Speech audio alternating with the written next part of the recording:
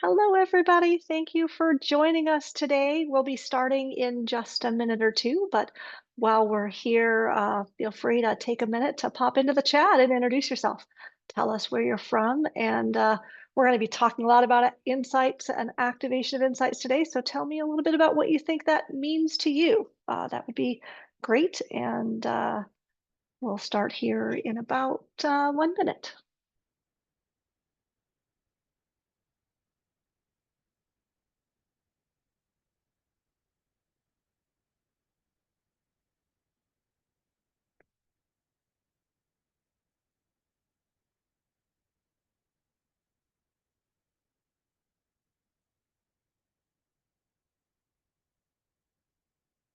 Hopefully all of you are just popping in and joining now. I see the participant group climbing quickly, so take a minute and pop into that chat and introduce yourself. Tell us where you're from. Tell us what insight activation means to you. Uh, just a couple of housekeeping items while you're all kind of joining the call. The numbers are climbing there. I'd love to see that growing number of attendees.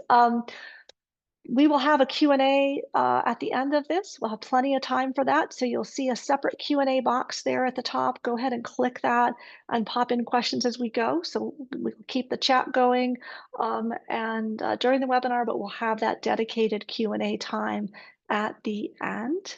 And I'm going to give it maybe 30 seconds here as I see the numbers still climbing, and we'll get going.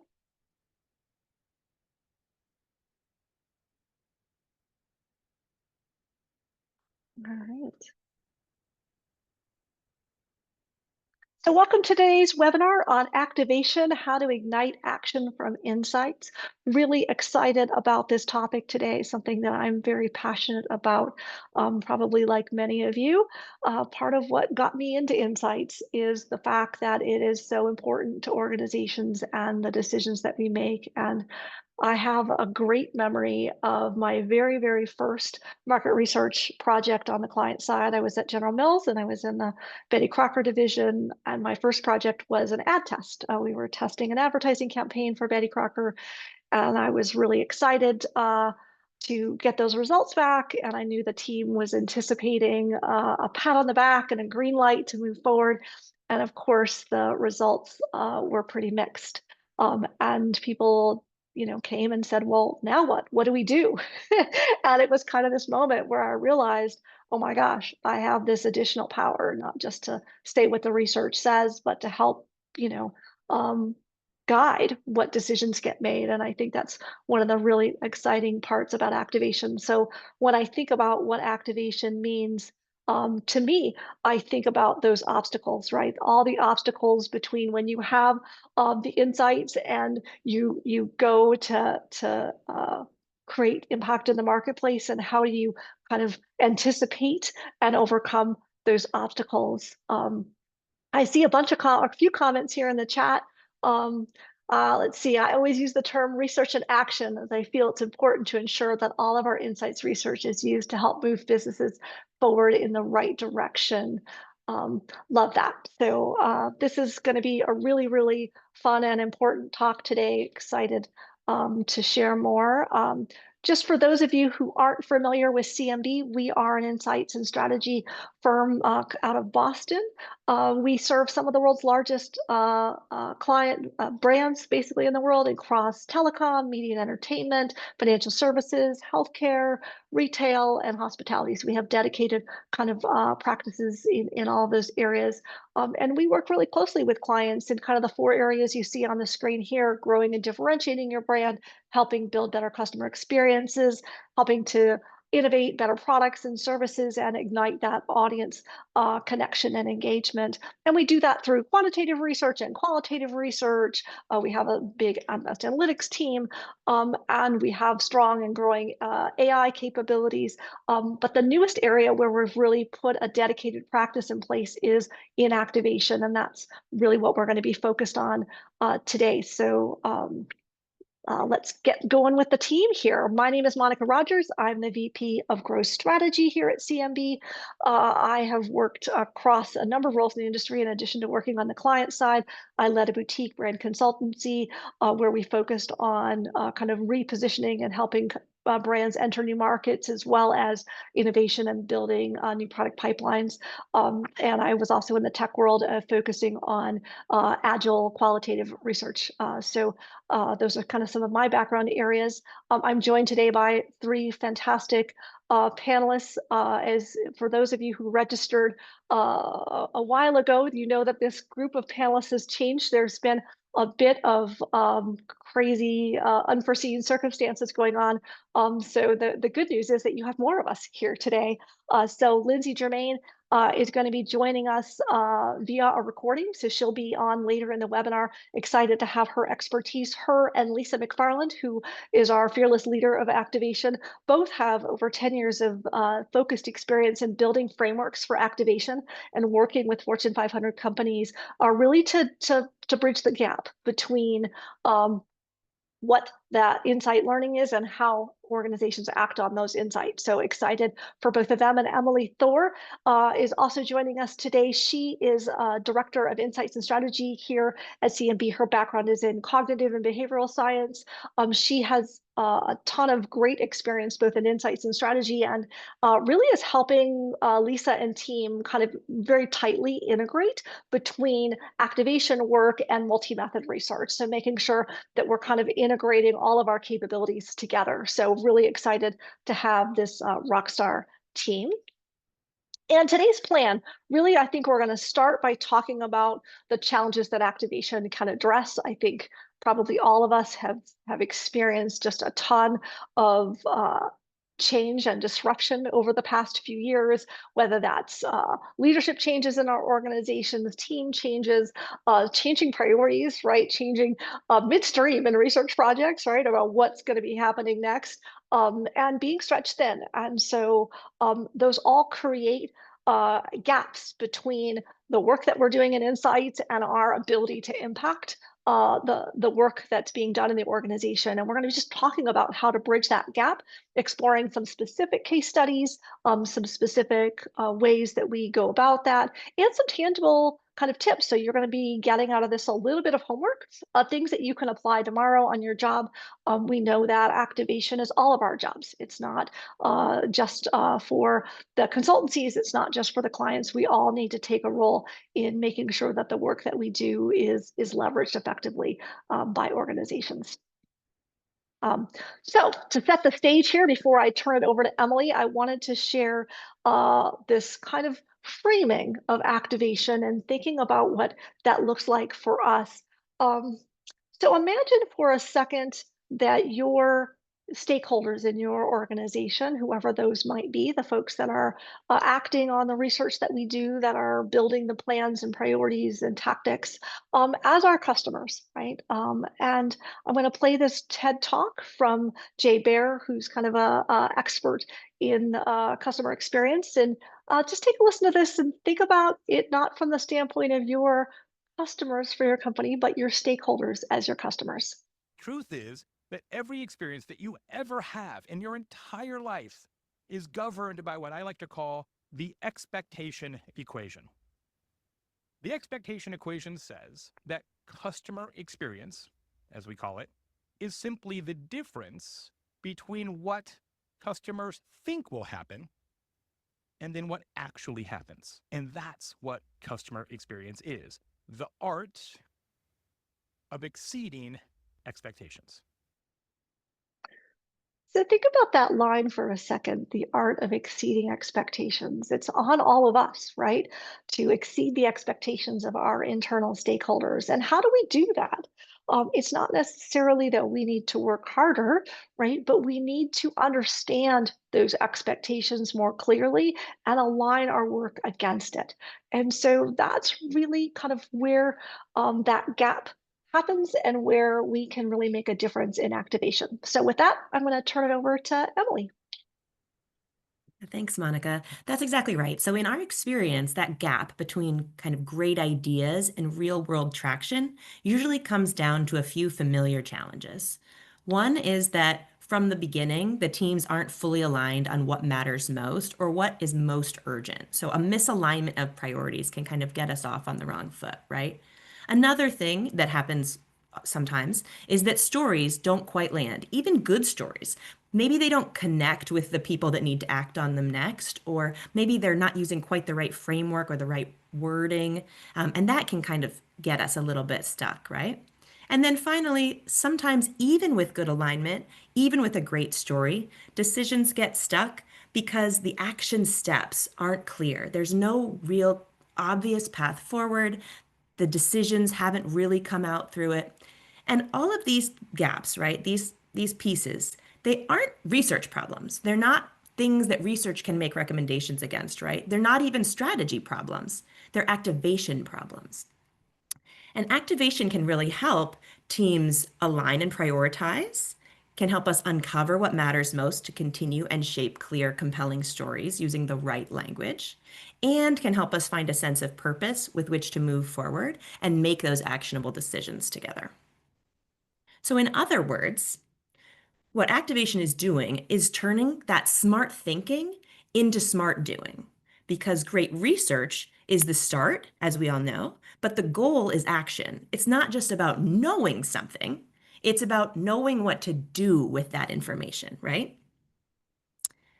So it helps us go from things like deck recommendations and dashboards to action plans and behavioral shift. We're going beyond understanding our audiences and knowing what to do with that understanding, shifting behaviors, building momentum in the right direction.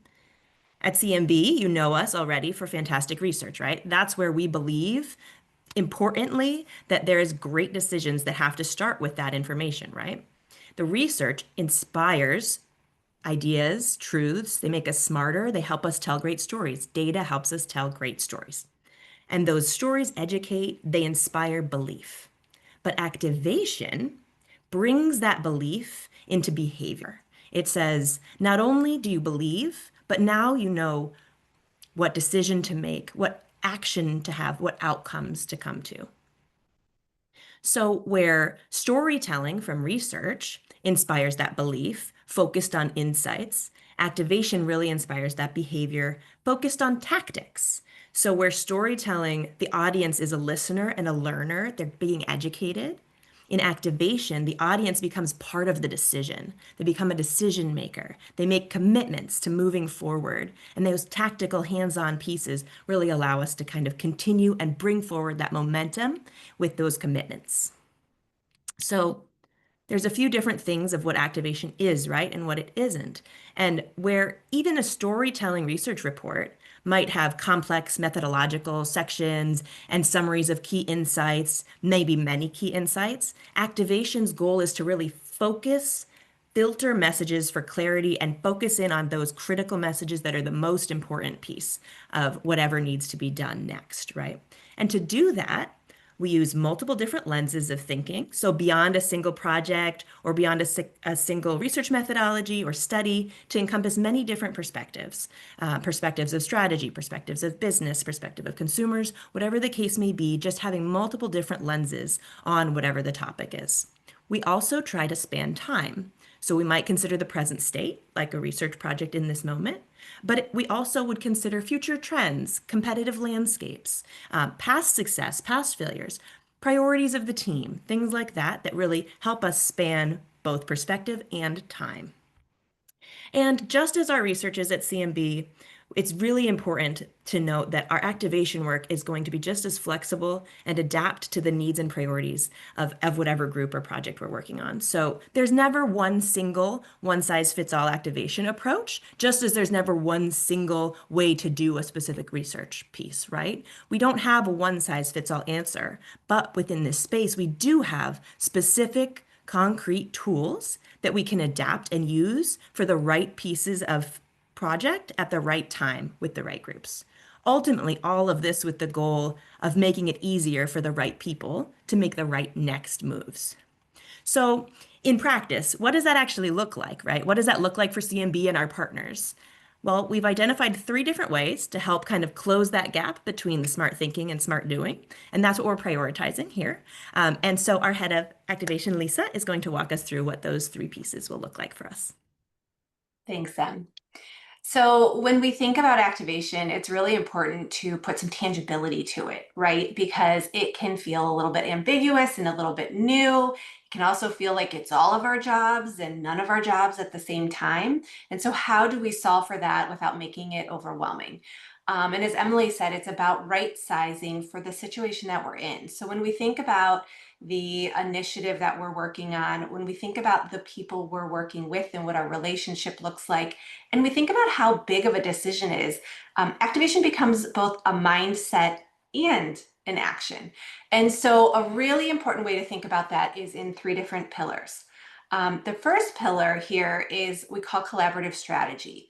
And you think about, you have these brilliant people coming together to work on an initiative, but we also have a lot of priorities, and you guys are out there, in your busy days going through meetings, and it's hard to find time to talk. And when we do talk, we're kind of just chit-chatting, right? And sharing what we know and really busily going along our way. And a lot can get lost in the shuffle. So collaborative strategy is all about structure to talk about what is most important, what information is needed, what are the potential roadblocks, so that we can get all of the energy moving in the same direction, which makes us so much more efficient and purposeful and will save us time later. So it's really important in this space to think about how we're working together. A second pillar is around synthesized narratives. So often we come to discussions with one lens. We might come with a consumer research report. Someone might come with trends and foresight, talking about what new things are happening in the space or the industry. Or we might come with marketing execution ideas, or it might even just be more of a business goal discussion. The power, though, is when you start to connect those different lenses together. And so when you zoom out to look at the bigger picture, that's when we're combining kind of that consumer market business lenses to filter out the connections for what is most important for your organization. Where do you guys need to focus? And that helps us get to that clear message. The third piece here is decision frameworks. So this is where, we really need to make sure that we're simplifying complexity. We have tons of information out there, and we do have to think about, how do we apply that to our day-to-day? How do we apply that to the processes we have in place, the work that we're doing? Additionally, sometimes there's big decisions, sometimes there's small decisions. Well, who gives input to them? Who is the final decider? How do we document that? And how do we check on it later? There are tools out there to simplify that process and make that more efficient and help us get to those decisions quicker. And so these 3 pillars are really important to think about for activation, and you may need one of them for the work that you're doing, or you may need a combination, but we want to make sure we're thinking about it really purposefully. So there's lots of things that can go underneath these 3 different pillars. And what we're going to do today is we're going to talk about one under each of those and give you guys examples of that so you can see that come to life. So for the 3 pillars that we just talked about, we're going to give you a little bit of an idea of how to understand it so that you can remember what that is. You're going to see it in action with a real life example. And then we're going to give you an idea for how you can start putting into practice today and trying it out and see, where you're able to move the needle with small steps in activation. So Em, I'll hand it to you. Why don't we start with collaborative strategy, right? So here's kind of a real world example. If I asked everybody on this webinar right now to draw a dog, right? We'd all draw one. They would have some things in common, but they would also likely be a little bit different from one another. So they'd be based on kind of our assumptions and priorities and biases. For example, I would draw a tall dog with floppy ears and a long tail because I have a large black lab, but Lindsay might draw a stout dog with fluffy fur and, different ears and things like that, because we're both coming to the table with our own dogs and our own experiences and our own priorities. And that kind of leads us to, okay, here's a whole bunch of different types of dogs. And we might even assume that everyone would draw a dog with floppy ears, when in fact, some people will draw dogs with pointy ears, like Lisa would with her Boston Terrier.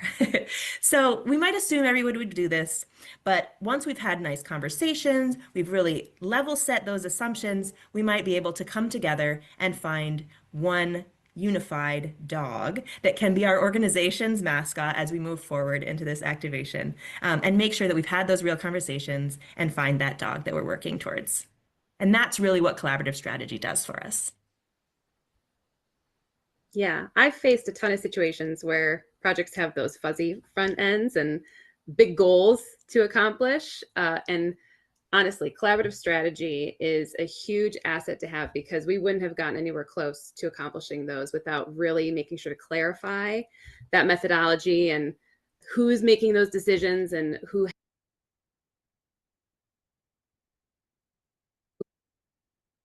have those key focus areas. Because there's nothing worse than doing all this work, going down one path as a project team, and then realizing, well, we went down the wrong path at the very end of it, and you got to go all the way back and redo everything. So that really is what the key for this is it's all about purposeful facilitation with specific activities that really help to reveal the gaps that we need to know about before we get to that slowdown period. So that way we can move from making those dangerous assumptions to really a shared clarity. And a part of collaborative strategy, like Monica had said earlier, is that we're going to talk about specifically is stakeholder planning. And this really involves alignment exercises, stakeholder mapping, vision co-creation, and really problem solving. Why and where is that divergent thinking happening? So let's go over a couple examples right now. So what you'll see on the screen here is, we had a project where we wanted to build a segmentation. And hey, we've all been there, right? Segmentations alone, building them is tough. But just gaining agreement on how to build them is even harder, because we've got so many voices in play. We've got dynamics between research and marketing and analysis and even, decision making. Everybody needs to come together and be on the same page. But then you have implementation. That just makes the struggle even harder, because everybody has their own experiences with segmentation. So whether it's positive or whether it's negative, those are all influencing everybody's opinions. So what we chose to do is we decided, let's do an alignment session. And we want all the stakeholders to come together and really discuss what this is going to look like, so we can all make sure that we're walking away on the same page. So we had everybody fill out an alignment blueprint. And this really helped us understand what everybody's thoughts were going into this. What are their vision for the segmentation? Maybe use cases for it, even concerns that they had about, that were on the table. So everybody came to our session with this filled out blueprint. And then we discussed, honestly, the key questions that were contained within it. So that way we made sure that we achieved alignment for everybody's vision, their priorities for the segmentation, and their needs for it. So it was a really productive conversation, but we took it a step further and followed back up after that discussion with a summary, as you can kind of see here, really just documenting those final decisions, really where the areas were where we were converging in our thinking and we were really diverging and going separate ways. And also just the final agreements on the vision, the targets, so that way it was documented concretely and we could use that as an anchor moving forward. And these are planning exercises that we can use in a ton of other different situations too. We even use them with one of our partners in helping them build a selling story to fit a new brand image that they were trying to portray. And, we had a lot of stakeholders involved. Everybody had their own preference on story angles, topics that they wanted to include based on, what kind of accounts they were working on. And so we said, well, an alignment session is going to help here too. So we had everybody put their ideas on the table with what they wanted to do for that one. Some people said, let's go great into history. Others were saying, let's really talk about the features of our brand and how great it's going to be in this new refreshed state. And it was all good, all good stuff. But what we really found during that discussion is our partner had no consumer intelligence on the table. And we're like, oh my gosh, that was a key aha moment. And so we wouldn't have known that if we wouldn't have really asked everybody what their needs were for this selling story, where their wants were on the table. So these exercises really helped us to surface that. And then we actually ended up pivoting our original plan of that project to do primary research first, so that way we could arm the team with that consumer behavior and really help to strengthen that story. Because really surfacing those gaps early on helped us to avoid these surprises that I mentioned earlier down the road. Yeah, those are really great examples, Lindsay, and it's something that we hear all the time, making sure that before we even begin the research, having this level setting, making sure we've done this planning is really critical to the success of any future work, but also just at the future decisions that we're going to make. So as those examples, showcase that you mentioned, our partners really gain kind of that structured alignment with specific tools that are specific to whatever this task is. And this allows us to reduce surprises, to prevent rework. It helps us proactively address roadblocks so that we make sure that everything kind of stays moving forward. And it helps us really build champions for that work. So whether it be a segmentation, that knowing that the stakeholders know how they're going to use the work, know how they're going to use it going forward, or in the selling story example, it really just allows us to kind of make sure that everybody's on the same page, has a plan, and can really move forward. So thank you for that.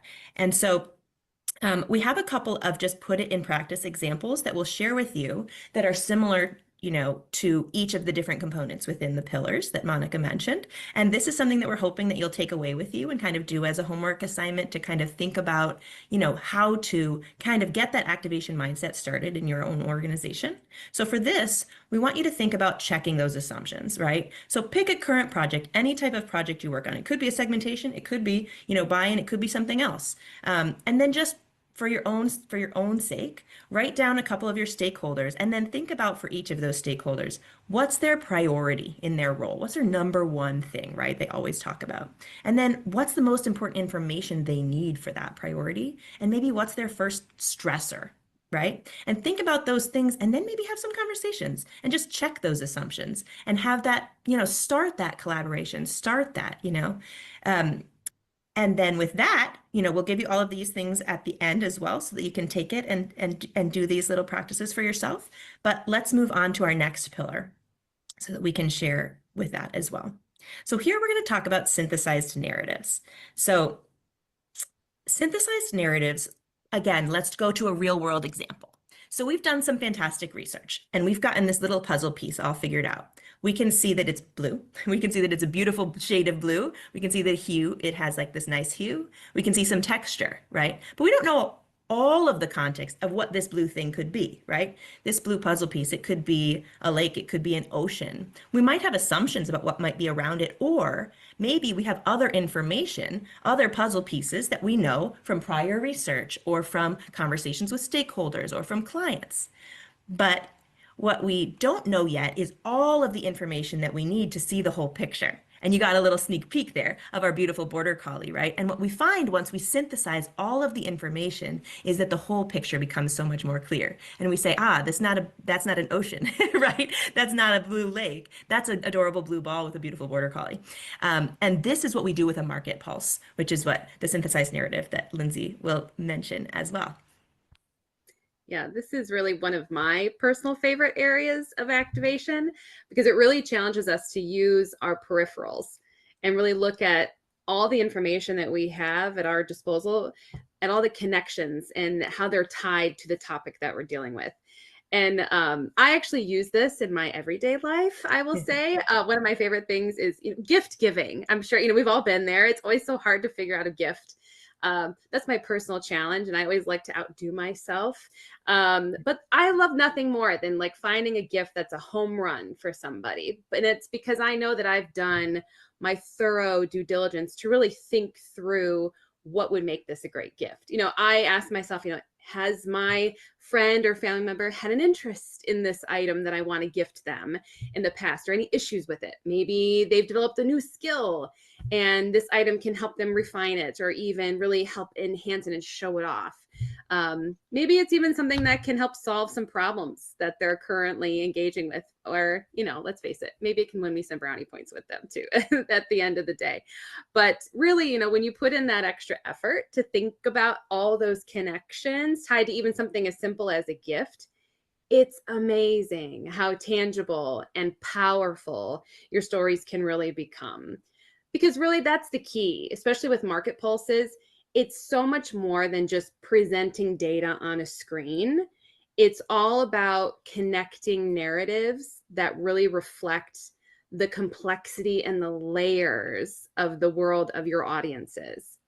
And so with market pulses, it really helps to leverage that powerful synthesis and the context power that Emily was just talking about with that border collie. We are able to examine our business challenges with a 3D vision, if you will. It helps to make sure that not one perspective is totally dominating the story, because we're really examining all relevant lenses to optimize the impact of our recommendations. So you've got consumer voice in the mix, you've got internal business goals, you even have competitor growth and future trends. All of those play a role, and it really helps with that holistic thinking to amplify your recommendations at the end of the day. So a couple examples for you on this one. The one that you see on the screen here, we actually had a partner approach us to help them understand the future of digital. Very broad, very meaty topic, but to really feed into what that vision could be, they needed a discovery phase, quite frankly, to really figure out, heck, what's the competition doing? And, from big players to creative newcomers into the mix, and just those who were also middle of the road folks.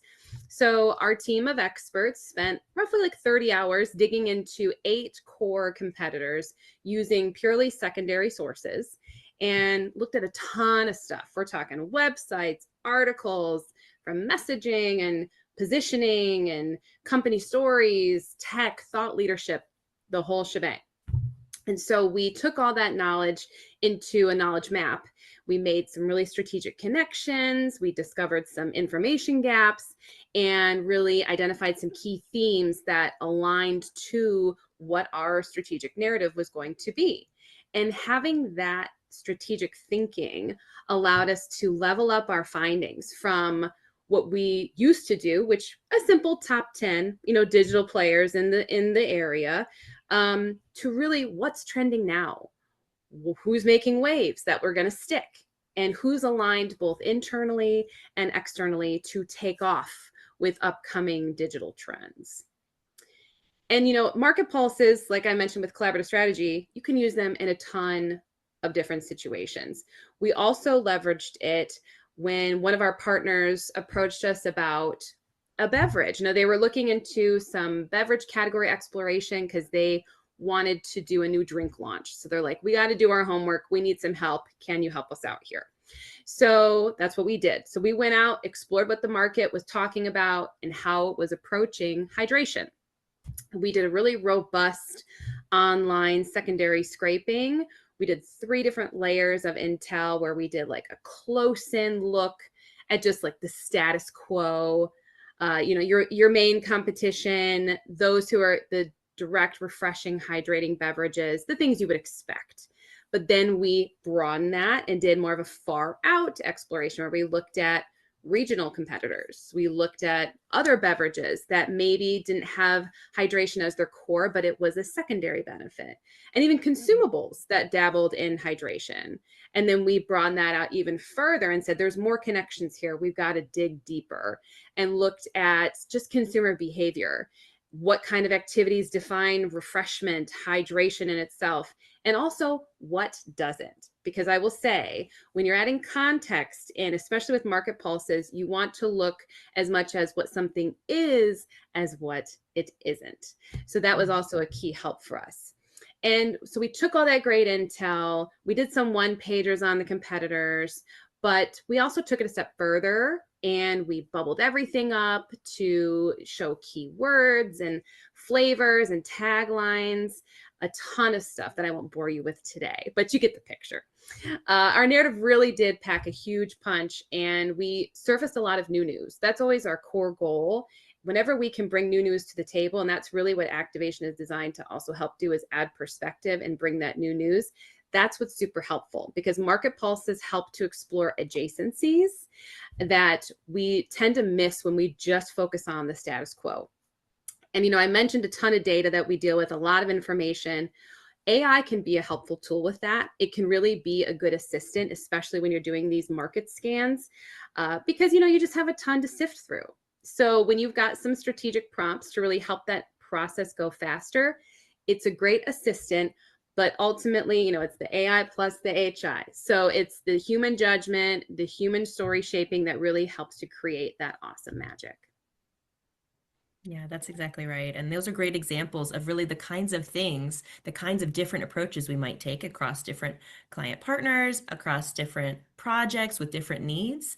A Market Plus gives us that shared understanding of foundational knowledge, whether that be the secondary research that you've talked about here, or whether it be, you know, getting stakeholder inputs from lots of different spaces, making sure that we have all the same knowledge so that we're kind of looking at all the same puzzle pieces so that we can see where those similarities are, the gaps might be, where there might be tension, maybe some of the pieces aren't quite fitting, right? White spaces, things like that, where we still need to know other information. And it really helps us sharpen that thinking with outside perspective and bring that to the table, you know, for future primary research, for decision making, any of those things that might come next. And that's really what we can gain from something like this. So again, we have another little homework assignment for you to think about in terms of this piece. And what here we want you to do is just think about multiple perspectives. So picking a current project, writing down what are the different lenses, what are the different perspectives that could be used to tell this story, and then which of those that you've written are driving the narrative right now, right? So usually there's one or two that kind of have the loudest voice, and there's a couple that are being overlooked. And those are the things that maybe we star and we say, this is a missing puzzle piece, right? Like this is something we really need to know to see that full border collie and not just the blue ball. So again, this is something we'll include in that homework that might help you focus on some of these activation mindsets. So then we have our final component, which is decision frameworks. So here, let's bring back our dogs and say again that we want to make our dogs some pupcakes, right? We're trying to make our sweet dogs some homemade treat, and that's our goal. And we know that our goal is to make those pupcakes. And maybe we all come to the table with a little something like, I know for sure my dog wants there to be butter in there. And maybe somebody else knows their dog wants eggs. And maybe we have all of these different things, right? But we don't actually have a recipe, then we won't really be able to kind of move forward with all of those different pieces without knowing what to do next, right? So we might try a few things, we might dump some stuff in, but we wouldn't get consistent results. It would take us a lot longer than it needs to. We might have to start all over again because we might have made something that's either inedible, our dogs don't want it, it's not safe for them to consume, or whatever the case might be, and we might have to rework and get it right. So what we're hoping to do with decision frameworks, like for instance, a planning tool, which is what Lindsay will talk about shortly, is to help us kind of get the measurements, get the components of a recipe in place, get the action items in place so that we know, okay, this is the structure, this is what we're going to do, and we know we'll end up with our delicious pup cups and our dogs will be really happy about that. You know, as Emily, you were talking about this recipe with no measurements, it brought to mind this baking competition show. I don't know if anybody's seen it. It's called the Great British Baking Show. I highly recommend it if any of you are bakers out there, or if you just love to dream about pastries like me. Probably a little bit too much information than you want to know about my love of pastry. But there's a round of competition on the show that involves all the bakers getting basically the same recipe for a pastry that the judge has created. And they basically have to do their best to replicate those results. But you guessed it, you know, they have no measurements, right? So the end result is funny. You know, you get a lot of lopsided, burnt, flat, you know, kind of discolored tries and like 3 top close duplicates. So, you know, decision frameworks, as we kind of bring it back to what we were talking about here, they really are the key to helping to demystify that decision making, and they help make the process shared and transparent. I think that's such a key word with this one: transparent and doable. So in this case, like the bakers, those poor bakers, they definitely would have benefited from a clear cut, transparent set of instructions so everybody could share in the same successful outcome. So, because Emily had mentioned this earlier, even when we've got the right people aligned, you got a great story in play, ideas can just stall out if it's not clear what happens next. I mean, we've all been there. You have this great share out, the lights turn on, you stop sharing your screen if you're in virtual world, and there's great energy, but then it's like, okay, everybody's looking at everybody else going, you're taking the reins, right? Not me. I don't know what I'm doing. So it's all about making sure that using planning tools, decision frameworks, other decision frameworks, they help to clear that fog and help teams move from insights to those choices, to ownership, and then to action at the end of the day. So, hey, we've got more examples, of course, I'm sure, surprise, surprise. But here's a couple for this one. So the first one is, we recently completed some primary research for one of our partners' new safety program that they were rolling out. So we decided, you know what, we're going to do an insight share out, but we're going to actually use kind of an active listening and an evaluation tool, if you will, to really help our audience understand these findings that we've discovered in a more productive way. And it's so simple. We used an exercise that really just involved color coding. And we took each insight, asked everybody to fill this out. And really, it was just green, yellow, red. Hey, when you're looking at this insight, does it feel like it's on the right track with what we found? And that's a green, or is it something where it's like, it prompts some other questions, so I'm going to put that as a yellow. Or even like, it's not quite hitting the mark for me. I feel like we've got some extra questions and we have to dig deeper. That one gets a red. So rather than just having everybody stay silent while you are just kind of sharing your insights and everybody having their own personal kind of thoughts in place, you have this all documented. And so we did the exercise. Everybody shared, kind of what their color scores were. And then we mapped them to kind of a big master sheet, and we added action items for each insight, and making sure that, not only did they have action items, but we followed up after our presentation, our kind of share out, with a summary one-pager. And this is where we helped to focus in on, hey, here are the areas of strength that we found. Here are these areas of further exploration that the team kind of agreed upon. And hey, guess what? Here's that action plan that you are wanting, as well as those committed owners for each next step as well. And such a simple exercise. We use this all the time and a ton of other stuff. We also used it in to help one of our partners who works with the restaurant industry to explore some off-premise innovation. And they wanted to know how these market trends were impacting consumer behavior. So, and once again, we did our research, we found some great stuff. And so we decided to bring that into a workshop share out. So we put key themes on the wall. We told everybody to come with their innovation pipelines, though, for the next quarter.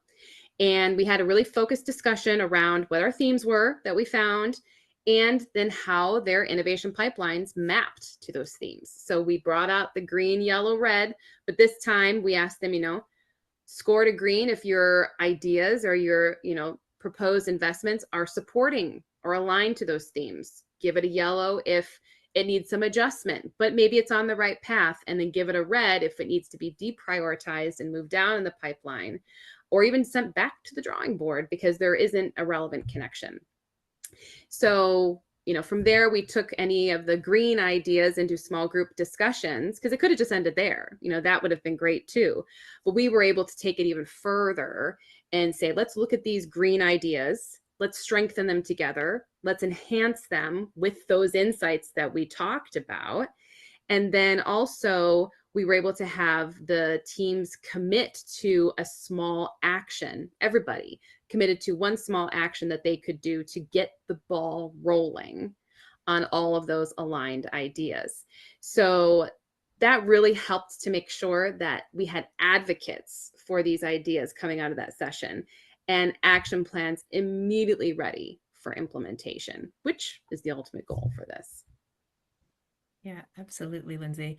So I think going back to your Great British Bake Off example as well, I feel like one of the things to point out about this is that they're all experts, right? They're all expert bakers. That's true of this too. Everybody that comes to each of these examples, each of these, using any of these tools, they're experts in their space. They're knowledgeable about their space. Nobody in the room isn't qualified to make a recipe, right? Or if they were independent, they could maybe make this decision. But ultimately, even when you're an expert baker, you don't make the same great taste, the same great look every time without some of these tools, without these things that we can really implement. And so from these kinds of structures, these planning tools, we're really able to get a faster, structured decision making. We can bring all the experts and use all of that information in kind of one space, thinking about it in the same way.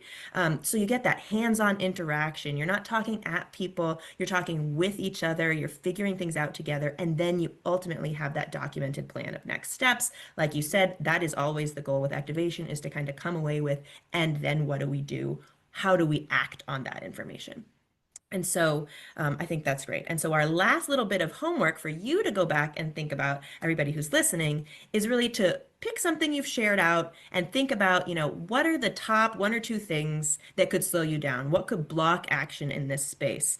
And then what could you do right now to reduce or remove that barrier? So naming a challenge, seeing the challenge, thinking with foresight to that challenge, naming it, and then figuring out how you're going to attack it, how you're going to tame that challenge. So kind of wrapping up all of those three kind of homework items and activation mindset pieces that we're hoping you'll consider as tips and tricks is really these three things, right? Check those assumptions, apply multiple perspectives as best you can, and name any challenge in order to tame it. And that's kind of what we're hoping you'll take away from this call for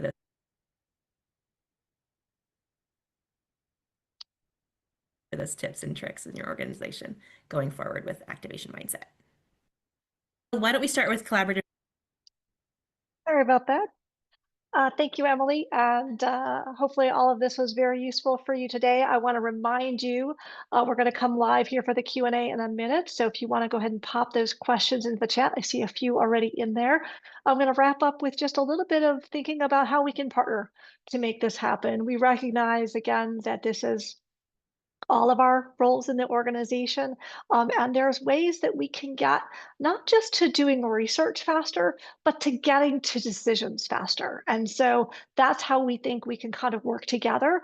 And so these are three things you can think about in terms of ways that we can work together. The first is kind of that area of uncovering the hidden expectations of your stakeholders.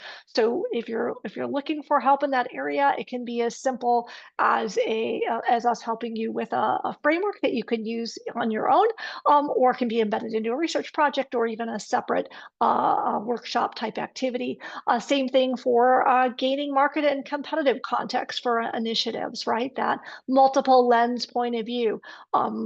There's opportunity that we know you're all really busy to help you look through existing research, secondary research, web scraping, other kinds of trend information, and pull that together with insights to create that point of view or perspective.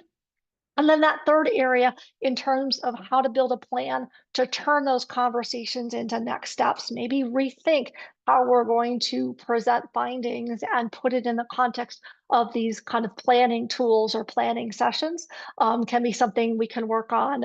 It can, and all these things, as we said at the beginning, or Lisa said earlier, you don't have to do them all on every project, but you kind of have to figure out, right? Where can you exceed expectations? Where are the gaps that are going to be in your way? And how can you help mitigate those gaps?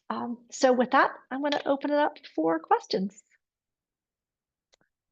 Let me pop up to the Q&A here and see what we've got in here.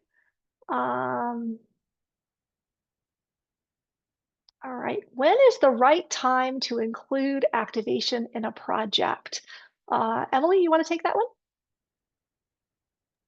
Sure, absolutely. Great question. The answer is basically any time. There are many different opportunities. So, as we've talked about, three different pillars. Some of them are better suited for before a research project begins, for instance, or a decision has to be made. Some of them are better suited kind of during while you're hitting roadblocks, maybe something to work through.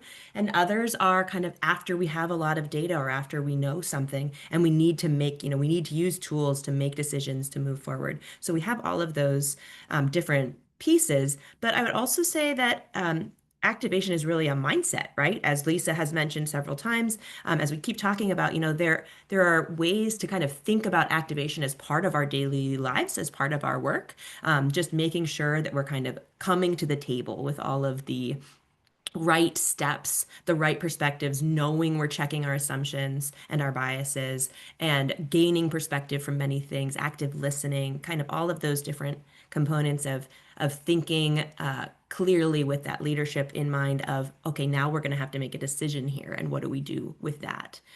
So I would say yes, at many different parts. And if you're not sure, please come talk to us. We'd be happy to figure it out with you about when, I feel like something's missing here. What might it be? And maybe it is activation, and maybe we can help figure that out together.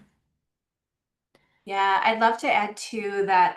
Another place where it tends to really come into play is after an initiative wraps up, right? Like we're off and running to our next few projects. And so when we do have something that we want to make sure it lives on, that it's being used, that we're getting feedback on it and evergreening documents or processes, that's another great way to be thinking about how can we put activation into this or build it in. Or when we're trying to commercialize our insights. Sometimes people will talk about it that way, or we're selling our insights, but sometimes we're doing that internally, but sometimes we're doing that externally as well. So that's another case where it very well would come up of like, how do we want to think about activating on this in a bigger perspective? Great. Next question I have is, how can activation success be measured? Lisa, you want to try that one? Absolutely. So a lot of times when we think about measuring success of something, right, we go right to ROI, but that's hard to measure. It takes a lot of time. So what I love to recommend to people is to think about what are the success stories that you can tell to take the small steps that you're taking to apply activation and really showcase the effectiveness of it. So think about that in terms of you work on a project and your stakeholders felt like they were on the same page. They felt clarity. They felt like there was reduced confusion. That's a huge win. And if you can tell a success story around that, like people will stop and be really amazed. Thinking about if we thought about those roadblocks ahead of time and proactively address them, we're going to have faster decision making and we're going to follow through on our commitments. Being able to talk about that is a very tangible, wonderful ROI. And another great thing that comes out of activation is just nurturing that cross-functional relationship. So as the brilliance of the different collaborative genius brains come together, that teamwork and relationship building, that is noticed and teams start to work more effectively across the board when they're doing this type of work together. And so those are some little success stories that you can find a way to say, oh, like this person shared the information out 4 times, or this person went and connected to data that was coming in from this data source. You can find ways to very easily spread the word on what worked really well. Great. I have one last question. The question is, how do I show up stronger with my stakeholders kind of on the day-to-day? And these sounded kind of very maybe larger, kind of what's the smaller scale things that folks can do? Yeah, I can jump into that one too. One thing that I think is harder to do, but really important, is to figure out how to fit into your stakeholders' kind of world. Knowing them better in terms of what are the decisions they're trying to make, what are their priorities, what stresses them out, what processes do they use, so you can take an insight and say, oh, like during this part of your work is when this becomes really useful. That really helps you build rapport and trust, and a little bit more of an iteration nature.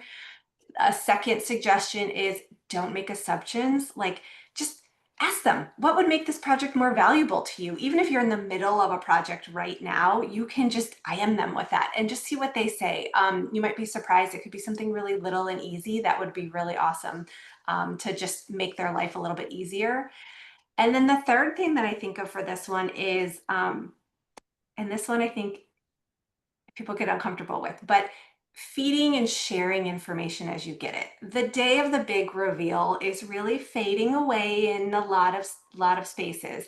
And so that iteration and early discussion and sharing brings the multi-lens together, the multi-perspective genius together, and we actually get our thinking combined sooner and we get to the answer faster. So being a little bit less shy, like setting expectations with what you're sharing, but maybe sharing that earlier can really help to go a long way with forging those relationships. Well, we got like 4 more questions that have popped in the last few minutes here. So love all the activities. We're going to try to capture a few more here. We've got about 5 minutes till top of the hour. Let's see. While I love to have an activation workshop at the end of every big project, our budgets are constrained and won't allow that. Do you offer access to your frameworks for client-side research to start integrating some of this thinking on their own? I love that. And I think that's a really important point. So the answer is yes. When we think about these activation solutions, we very much want to meet you where you are, where you're comfortable, and that could be budget, timing, passion, experience.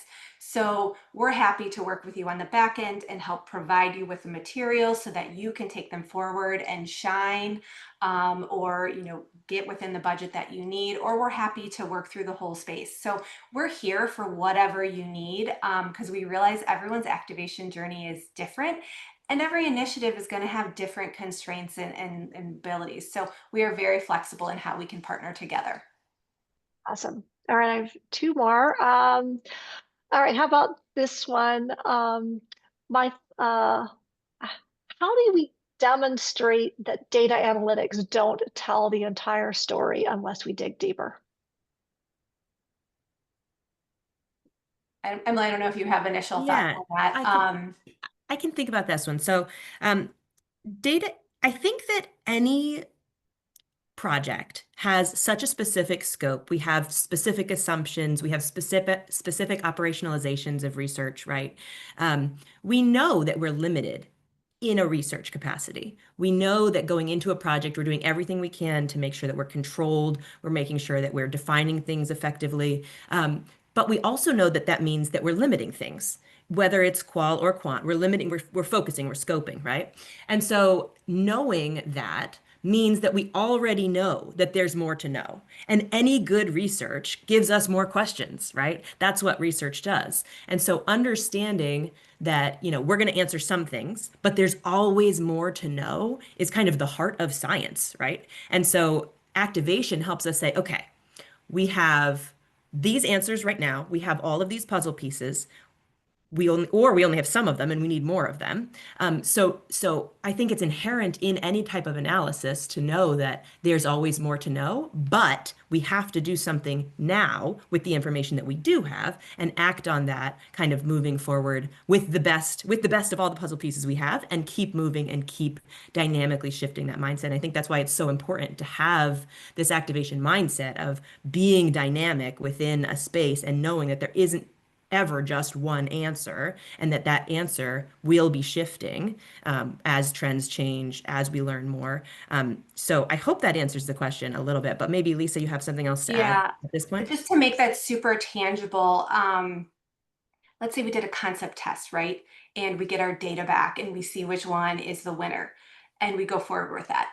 But let's say we didn't do a market pulse to understand what else was being out there in the market right now. Like we think we have a good idea, but we didn't go check. And we could have realized that a competitor is actually using a very similar message and our message isn't differentiated enough. So that's a case where like the research is great and it's really telling, but we could have come to market stronger had we added in other contexts and elements to make sure that we were putting our best foot forward. So that might make it a little bit, it's a very specific example, but trying to help show that element.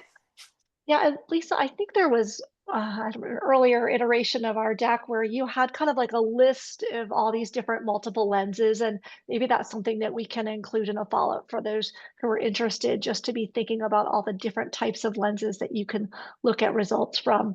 I know we just have one more minute, and so I thought this was an interesting question. It was all the way back in the chat toward the beginning, so I wanted to find it.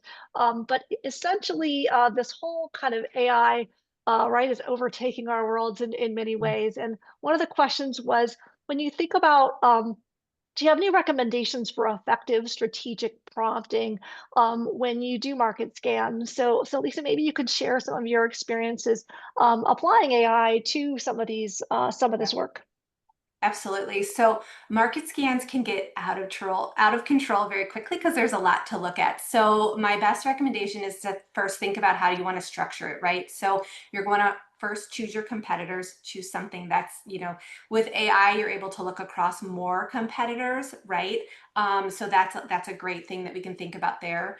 So you want to choose your competitors, and then you want to choose your factors you can explore. So basic ones are category dynamics, competitive moves, what are the trends in the space, what are maybe some of the cultural influences that are happening.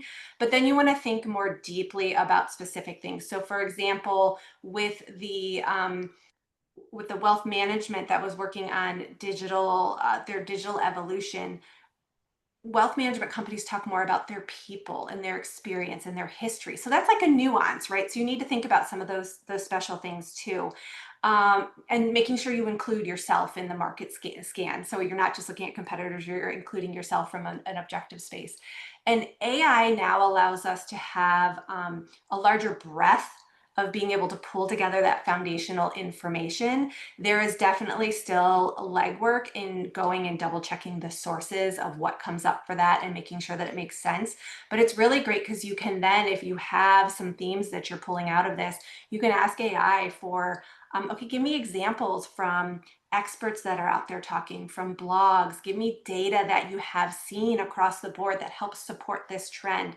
And again, check your sources, but it allows us to open up to a whole different world. So we can still do the connecting and the relating to the business, but we're able to gather the information in a more pointed way now with secure AI type formats. All right, well, I know we're at the top of the hour. Thank you all for joining today. Happy to connect with you to answer questions. We also have an activation guide that will be coming out here shortly, so we'll follow up with all the attendees with that as well. Thank you again for joining. Thank you. Thank you so much.